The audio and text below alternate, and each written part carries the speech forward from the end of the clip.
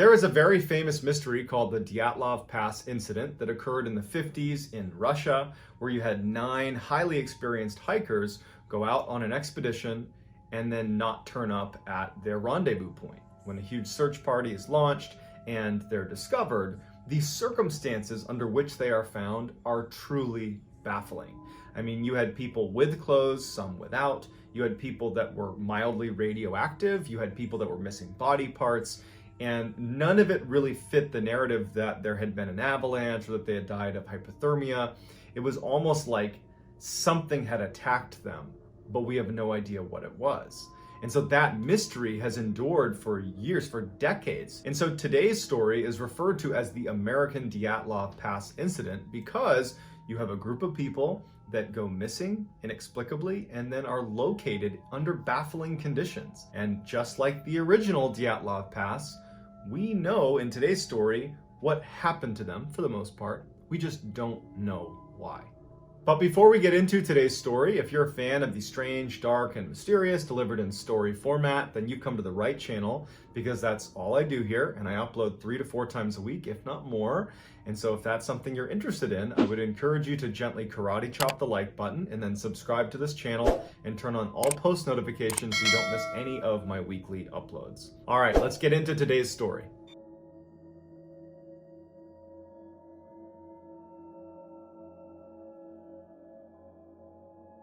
Today's story takes place in 1978, and it focuses on 5 young men that were best friends, basically inseparable, who all lived in Yuba City, California, and they came to be known as the Yuba City 5. These 5 young men were all either mildly intellectually disabled or had a mental health disability, but they were all very high functioning. Jack Hewitt was the youngest of the group. He was 24 years old.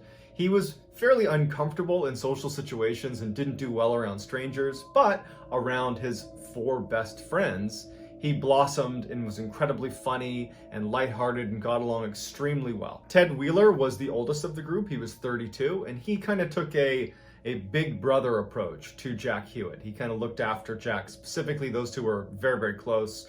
And Ted was known to actually occasionally make phone calls on Jack's behalf. When Jack felt uncomfortable calling a stranger on the phone, Ted would step in and be the bigger brother and make those phone calls for him. Bill Sterling was 29 years old, and he was deeply religious. He would spend a lot of his time going to the library where he would read Christian literature. Jack Madruga was 30 years old, and he was an Army veteran. However, he had been discharged from the Army after a medical evaluation determined that his IQ was too low. So he was discharged from the Army. He was the designated driver of the Yuba City 5 because he was the only one of the 5 that had a driver's license. Jack loved being the driver because he loved his white and turquoise Montego, a 1969 Montego. It was like his prized possession, and he felt very proud driving the group around. Last but not least, you have Gary Mathias, who was the unofficial ringleader of the group. He was 25 years old. He also was an Army veteran, and he as well had been discharged following a medical evaluation where they diagnosed him with schizophrenia. So he was discharged and he went back home to Yuba City to move in with his parents. Initially, when he came home, he really struggled. They hadn't found a good way to manage his diagnosis, but eventually his doctor found the right mixture of medications and treatment, and he totally stabilized. And in fact was able to even hold down a job working part-time with his stepfather in his gardening business. Now, what really brought this group of 5 men together was their shared love of sports, really basketball specifically. When they got together, they were either talking about basketball, watching basketball, or playing basketball. The Gateway program that they were all enrolled in, the Voc Rehab program, they had a basketball team. And so they all played on that basketball team, and they were super passionate about that team. In February of 1978, their basketball team, along with a host of others, were slated to compete in a tournament where the winners of this tournament would get a free trip out to Los Angeles. And so the Yuba City 5 was so excited about this tournament. Their tournament was supposed to start on February 25th, 1978, but their favorite basketball team, UC Davis, was playing just 50 miles away from them in Chico, California, on February 24th, so the night before their big tournament. So they decide that they want to go watch this game, right? They want to go out to Chico and root on their favorite team, but make sure they're back in time so they can get a good night's sleep before their tournament starts on the 25th. So they load up in Madruga's Montego, they drive the 50 miles out to Chico, California, and they root on their team, UC Davis, who ends up winning the game. Now, there were multiple witnesses that saw the Yuba City Five at this basketball game, so we know they were there. Following the game, the boys loaded up into Madruga's Montego, and they drove a short distance to a little convenience store in Chico where they got sodas and cartons of milk and some snacks. And the shop owner would actually say to investigators that he remembers them because they came in at about 10 p.m. and it was when he wanted to close down the shop. And so he remembers feeling annoyed when this big group, 5 men, come in and they're buying a bunch of stuff because it delayed the shop owner's ability to close down the store. That sighting at the convenience store would prove to be the last time anyone would see the boys alive. So that night, some of the boys' parents had stayed awake to wait for their son to come home. And when they didn't, and it was starting to get late, the parents started calling each other to ask if they had seen their son, and no one had. And so not only was it strange because the boys always told their parents and loved ones where they were going to be, but the idea that they would jeopardize a good night's sleep before this tournament that they had been obsessing about just seemed very, very uncharacteristic. And so by very early the next morning, all the families called the police and said something is wrong. So the police officer in charge of the investigation was Lieutenant Lance Ayers. Ayers had gone to high school with Ted Weiher, so he had a personal connection to this investigation and was more motivated than perhaps he would have been otherwise to make sure they are doing everything in their power to find these boys. When the first few hours of the search don't turn anything up, Lieutenant Ayers decides that he's going to greatly expand their search radius. And it was because of this expanded search that just a few days later they were able to locate Jack Madruga's Montego car. Presumably, after the boys had gotten their snacks and drinks at the convenience store around 10 p.m., they would have been driving straight back to Yuba City because they had that big basketball tournament the next morning. But the car was found 70 miles away from Yuba City, away from Chico, up in a remote forest on a dirt road. The families of the boys had no idea. They couldn't even speculate why that car would have driven up that access road into this remote forest. There was no reason they'd be going up there, at least none that the families would have any understanding of. In addition to the strangeness surrounding why it was 70 miles away up in some remote forest, it also didn't make any sense that the boys had abandoned the vehicle. Even though it was covered in snow, there was no indication that it had been stuck in snow. There was a quarter tank of gas, so it didn't run out of gas. There were no keys in the ignition, so when the police had to hotwire it to drive it back, the car ran just fine, so there was no mechanical issues or any engine issues. They literally put it in park in the middle of nowhere and got out and left. They looked inside the vehicle and all that was in there was some wrappers and cans and cartons from the snacks that they had presumably been eating since they left that convenience store. But no keys, all the doors were shut, one window was down slightly, and some wrappers. That was it. So the search shifts to now looking exclusively in the area that this car was found. And over the first couple of days following the discovery of the car, they're looking everywhere and there's no sign of the boys. And then unfortunately, a massive snowstorm rolls in and basically covers everything to the point where it's impossible to search. And they had to abandon the search until the early spring when the snow had melted a bit. During this waiting period, the families of the boys put out rewards, were requesting information from everyone and anyone that had it. The police were fielding thousands of tips and unconfirmed sightings about where they could be, but none of it amounted to anything. They made no progress. They had no idea where these boys were. On June 4th, 1978, so just a little over 3 months after the boys had gone missing, some motorcyclists that had been on a long road trip happened to be up in those mountains on those dirt roads near where the Montego, the car, had been discovered. They were about 20 miles from that point, and they had found this cul-de-sac that they parked their bikes in, and they decided to just kind of stretch their legs, and they look down a little ways off the cul-de-sac and they see this old looking trailer, and they decide just out of curiosity to just kind of walk over and see what it is. It would turn out that it was a trailer maintained by the Forestry Service, but it really hadn't been upkept in a long time.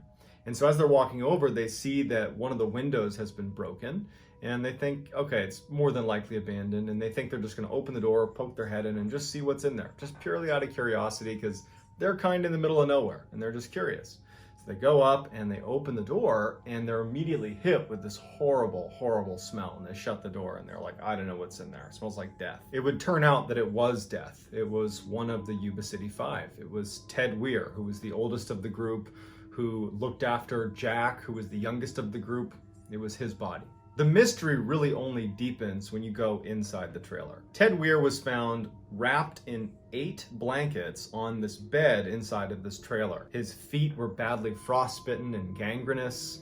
He looked like he had lost about 50% of his body weight, and he had growth on his face, like his beard, that showed he'd been laying there almost certainly for about 13 weeks. Ted had died from a combination of starvation and from exposure to the elements. But in the trailer, in plain sight, were loads of fire-making materials. You had paperback books, you had kindling, you had matches, you had firewood. In addition to the fire-making material, there was additional clothing, heavy clothing, like for cold weather. There was lots of food, like sea rations, military sea rations, where you can basically pop it open and you have some food, enough to feed someone for at least a year. So there's food in plain sight, there's fire-making supplies in plain sight, and also there was a propane tank out back that was basically full, that if they just turned it on, they could have turned on the heat inside of the trailer, and then you would have had heat for quite some time. But there was no signs that any of these supplies were ever touched. Now, one could potentially make the case that perhaps Ted, lacked the common sense to make a fire and to use up all the resources that were right in front of him.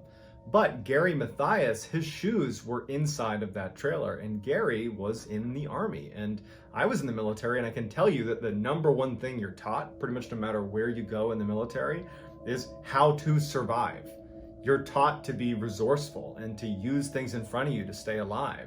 And it just seems very strange that if you had Gary in there, that he wouldn't have immediately started a fire, or at least instructed the group to start a fire and eat the food, turn on the gas tank. Those are things that are just basic life-saving skills. A day after Weir's body is found inside of that trailer, searchers discover Sterling and Madruga's remains located approximately 11 miles from where the car had been located. Their remains showed signs of significant predation. Animals had gotten to their remains, and so there wasn't much left of them. But from what was left, investigators were able to determine that both had passed away from hypothermia. 2 days after Madruga and Sterling's remains are found, Jack Hewitt's remains are found as well, 2 miles from the trailer where Weir had been found. And Jack Hewitt had also died of hypothermia. So 4 of the 5 have been located, leaving Gary Mathias, who to this day has never been found. The only thing that investigators discovered was about a quarter mile away from the trailer where Weir was found, they found a bunch of blankets and a flashlight.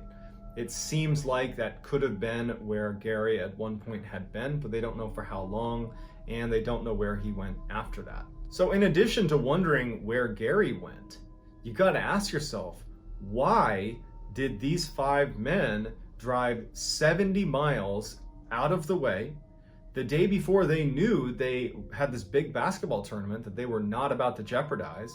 Why did they drive 70 miles away onto a remote dirt road in a remote forest? Why did they then suddenly park their car, turn it off, take the keys out, shut the doors, and then hike 20 miles in the dead of night in a snowstorm to some random trailer, and then get in the trailer where there's ample food, there's ample blankets and additional clothes, but use none of it and die over a 13-week period from starvation and exposure? Why? And so there's many theories as to why this happened, ranging from, Gary Mathias is somehow responsible and that's why we haven't found him yet, to they simply took a wrong turn and that's how they wound up in this mountain in the middle of nowhere.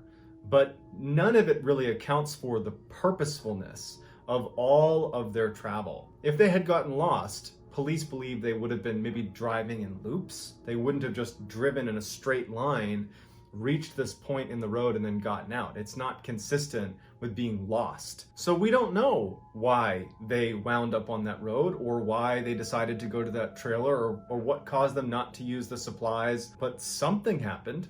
something forced them to do this, and to this day, we don't know what it was. So I'd love to hear your theories as to why the Yuba City 5 did what they did. Give me your best theory and I'll do my best to go through and respond to as many as I possibly can. If you like this story and you want to hear more like it, I post stories like this 3, 4, 5 times a week. And if that's something you're interested in, I would encourage you to gently karate chop the like button and then subscribe to my channel and turn on all post notifications so you don't miss any of those weekly uploads. If you want to get in touch with me, you can send me a direct message on Instagram where my handle is johnballen416. Also, I'm very active on TikTok where my handle is MrBallen, just like my YouTube page. So wherever I see you, I just appreciate your support. It's really been a blast making these videos, and it just means the world to me that so many people are as interested in these stories as I am. So thank you all for your support. Thank you for watching to the end of this video, and until next time, I'll talk to you soon.